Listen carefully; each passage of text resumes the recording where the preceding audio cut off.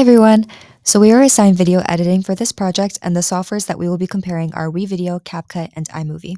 To get into the history of video editing, the progression can be traced back to the early 1900s. For the first 80 plus years, editing was done using a linear method, which is basically when images and audio have to be arranged in chronological order during the editing process. After the invention of the first editing machine, the Movolia, in the 1920s, editing began to advance towards the nonlinear methods that we use today. Nonlinear editing involves being able to arrange images and sounds in any order through computer-based softwares. Moving into some brief history of our selected softwares, iMovie was released in 1999 with the launch of the iPhone 4. Its latest update was back in April 2022. WeVideo was launched in 2011 and has evolved into an in-class learning platform for editing. The newest update for the software is referred to as the new editor, and it was released in April of 2022. WeVideo plans to combine both the classic and new gen version of the software in the month of July, but for right now, you can use both versions separately for free, and in this presentation, we will be talking about the newer update. CapCut was first launched in 2020 as a video editing app, and it gained popularity through TikTok. The app has recently expanded by adding a web-based editor and a desktop editor. The latest version of the software is CapCut 12.00, released in June of 2024. We found it interesting that CapCut, being the newest software of the three, expanded and developed features for their software so quickly. In comparison, iMovie is the oldest founded platform, and its updates generally seem more outdated. We will be measuring them based on price, user experience, UX, user interface, UI, and importing and exporting. Whether the user is a beginner, intermediate, or professional, affordability is an important consideration when selecting an editing software. WeVideo offers various plans for different types of users. First, individuals and business. Second, schools. And lastly, Playposit for higher education and enterprises. There are levels for each one, varying from free versions to an enterprise plan. As you can see, the lowest priced plan is called Power and costs $499 monthly, $59.88 yearly. And the most expensive enterprise can be accessed by contacting WeVideo's team directly for pricing options. The most popular and the greatest value plans, unlimited and professional, and are also identified. Moving on to CapCut. They keep it simple with a free version and one option to upgrade. The free version offers basic functions like transitions, filters, and music. With this version, you have access to most features the upgrade offers. However, you could purchase CapCut Pro for $13.49 monthly and $145.99 yearly to have access to premium templates, effects, bilingual captions, and more.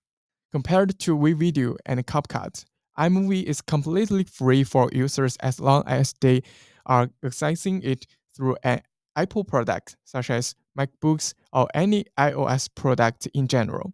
iMovie is a great tool for beginners who may not have much experience with a video editing software, or for those who are not interested in paying for a subscription to do simple video editing.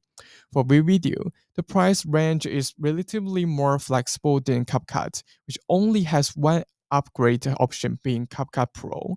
Also, WeVideo gives users the option to pay monthly and save 50% off yearly plans.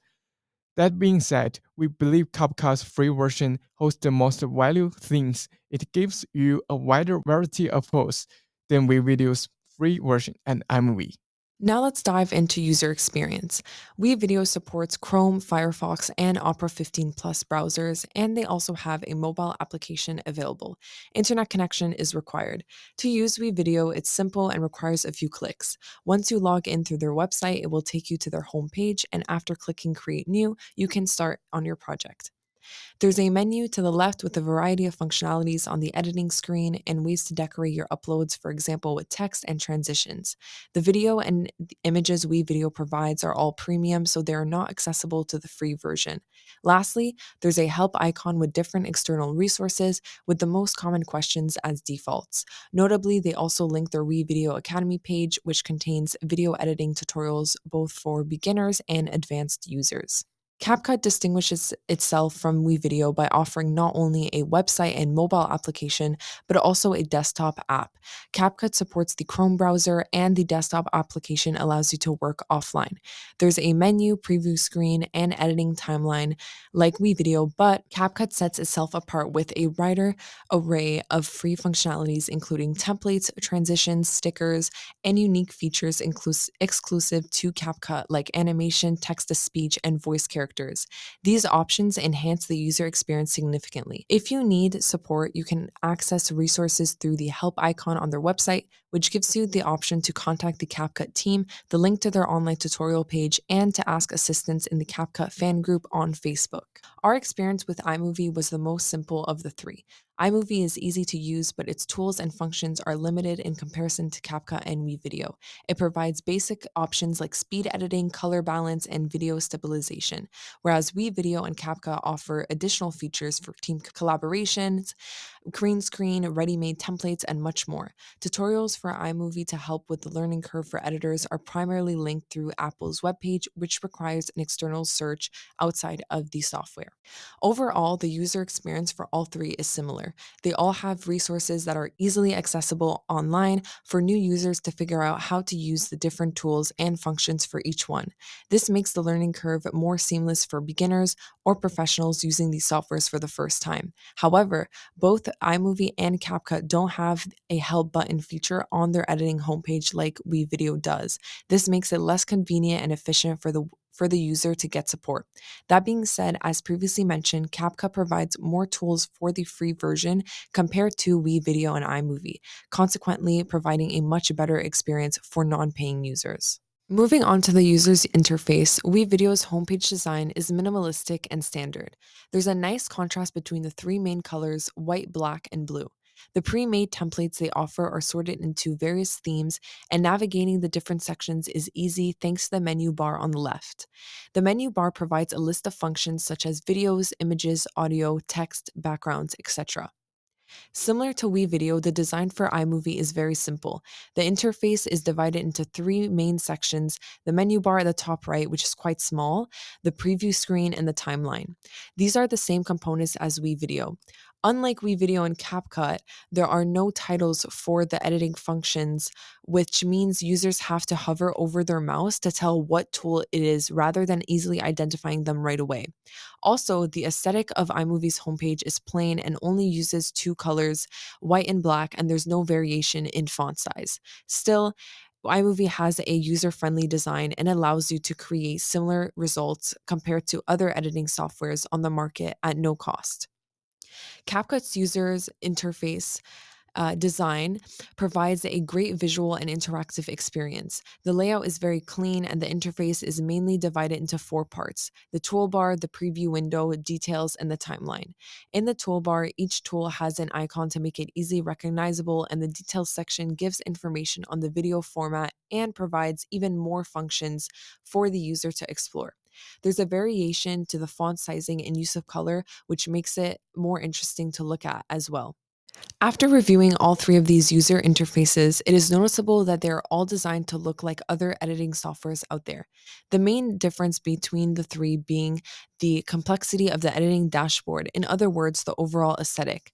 iMovie and WeVideo's simple user interface is less intimidating to video editing beginners compared to CapCut.